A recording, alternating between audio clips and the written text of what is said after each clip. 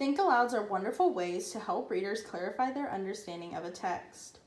When teachers model think alouds, students are able to see how you can actively verbalize your thought process. Let's take a look at this research-based practice in action. Today we are going to be reading a few pages from the book The Mary Celeste, An Unsolved Mystery from History by Jane Yolen and Heidi Elizabeth Yolen Stemple. Let's go ahead and get started on the first page of this book. So the first thing I notice when I open to these two pages is the layout. So I notice that there's a main text here on the left side, and then I notice maybe some vocabulary or some words to know boxes, and then a journal type entry over here, which might give us more information about some words on this main page. Let's go ahead and get started reading. A brisk December wind filled the great sails of the Dei Gratia.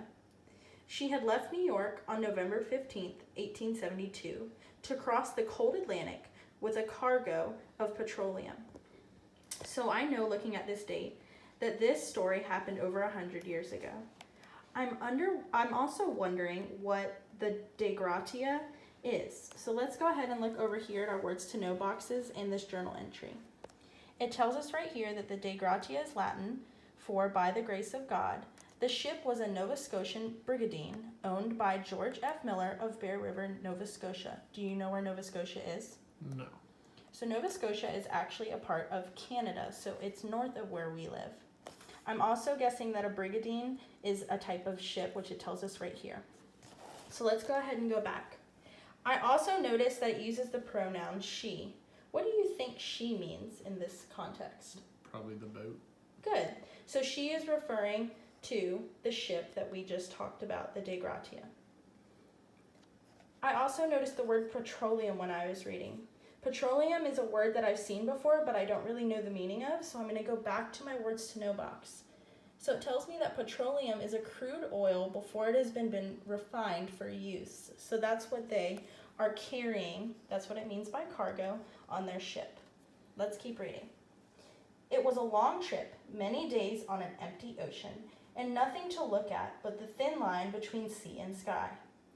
Early in the afternoon of December 5 and sea time, seaman John Johnson, alert at the wheel, spotted a smudge on the horizon.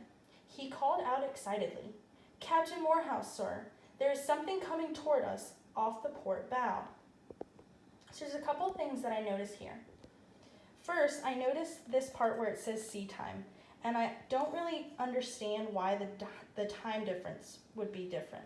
So let's look over here, and it says that sea time and shore time are measured 12 hours apart because sea time is counted from noon, when the sun stands directly overhead. Okay, so now I know that there's a difference in how the time is measured. I'm also wondering about this word, alert at the wheel. What do you think of when you hear the word alert? Being aware. Good, so if I'm aware at the wheel, I might be able to see what's going on around me. What does it look like he's alert and doing right now in the picture? Pointing at something in the distance. Okay, so it says he's pointing at something, and in the text it said he spotted a smudge on the horizon. So I'm guessing I don't mean like a smudge on your hand from a marker, right? I'm thinking a smudge is something unclear, okay? And it looks like in the picture that there's an image, but it's not very clear, and it's on this horizon where the sky is meeting the ocean. Okay, and it says he spotted something coming toward us off the port bow. So I want to know what direction this means. So it says here in this other words to know box that port is the left side of the ship, and then the bow is the forward part of the ship. So now I know that he's pointing over in that direction. Is there anything else we need to confirm on these two pages? No. Okay, let's keep reading. Captain Morehouse looked through his spyglass. Even though the smudge was miles away, he could tell it was a ship heading in their direction. But as she came closer, he saw that the ship moved slowly, oddly, running aimlessly before the wind. When I think of the word aim, I think of something that has a target. What do you think? Yeah. Okay, so if this ship is running, or I'm thinking sailing, without a target, I'm wondering if there's anybody that's really in charge of the ship or is, I guess, in charge of the direction it's going. What do you think? Yeah, I would say maybe's wrong with the sails. Okay, so let's keep reading. It says only 3 sails were set, 2 had been blown away, and 1 was lying loose. So that goes back to your thinking. The rest of the sails were furled. I don't know what furled means, so let me use these words to know boxes. It says that furled means something that's rolled up or fastened, like a sail.